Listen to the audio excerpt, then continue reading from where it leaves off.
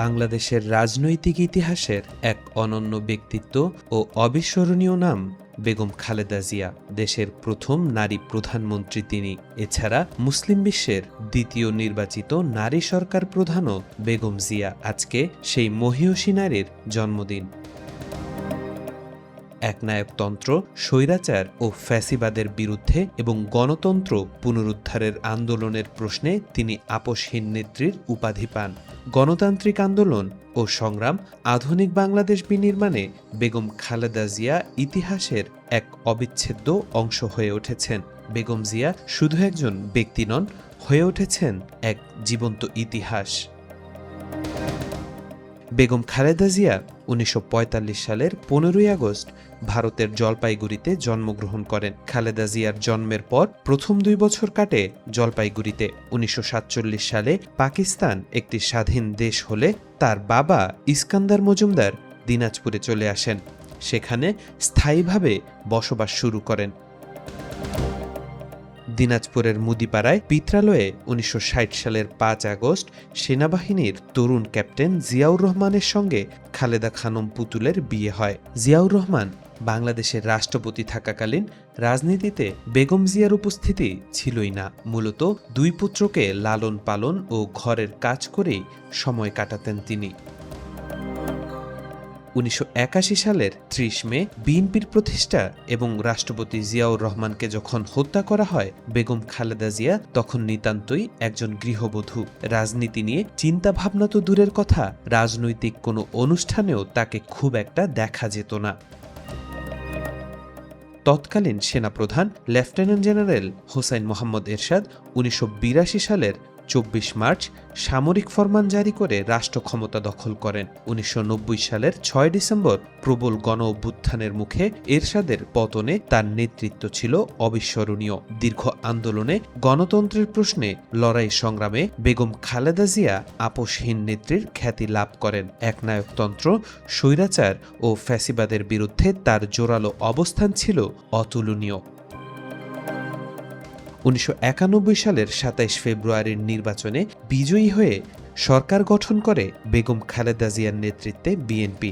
বাংলাদেশের প্রথম নারী প্রধানমন্ত্রী এবং মুসলিম বিশ্বের দ্বিতীয় নির্বাচিত নারী সরকার প্রধান হন বেগম খালেদা জিয়া। দেশের রাজনৈতিক ইতিহাসে এক অনন্য ব্যক্তিত্ব, খালেদা জিয়া শুধু বাংলাদেশের ইতিহাসেই নয়, বরং মুসলিম বিশ্বেও একজন পথিকৃত নারী সরকার প্রধান হিসেবে বিরল মর্যাদা অর্জন করেন। ২০০৭ সালের ১১ই জানুয়ারি জরুরি অবস্থা জারির মধ্য দিয়ে সেনাবাহিনীর সমর্থনে ক্ষমতায় আসে ফখরুদ্দিন আহমেদের নেতৃত্বে তত্ত্বাবধায়ক সরকার। তাদের নানা কর্মকাণ্ড, বিশেষ করে রাজনৈতিক সংস্কারের উদ্যোগ ব্যাপক বিতর্কের জন্ম দিয়েছিল। বেগম খালেদা জিয়াকে রাজনীতি থেকে দূরে রাখার তৎপরতা তখন দৃশ্যমান হয়েছিল। ১/১১ সরকার বড় আঘাত হানে বিএনপির উপর, বিএনপিকে ভাঙতে চেষ্টা চালায়। ২০১০ সালের ১৩ই নভেম্বর এক কাপড়ে বেগম খালেদা জিয়াকে শহীদ জিয়াউর রহমানের স্মৃতিবিজড়িত ৪০ বছরের বাড়ি থেকে বের করে দেওয়া হয়। যে বাড়িতে জন্ম হয় তার ২ সন্তান তারেক রহমান ও আরাফাত রহমান কোকর। এখানে তাদের শৈশব, কৈশোর ও বিবাহসহ বাচ্চাদেরও জন্ম হয়েছে।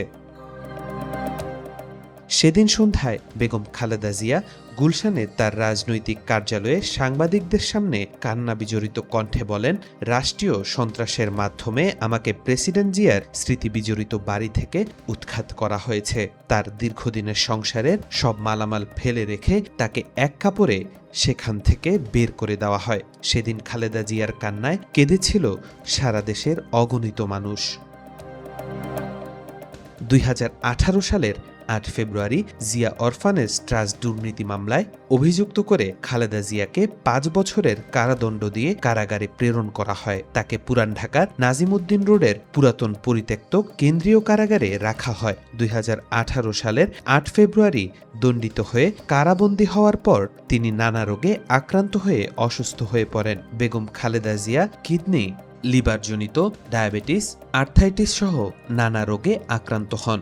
কারা হেফাজতে পিজি হাসপাতালে চিকিৎসাধীন অবস্থায় করোনা ভাইরাস মহামারী সংক্রমণের মুখে তাকে নির্বাহী আদেশে শর্ত সাপেক্ষে ২০২০ সালের ২৫ মার্চ মুক্তি দেওয়া হয়।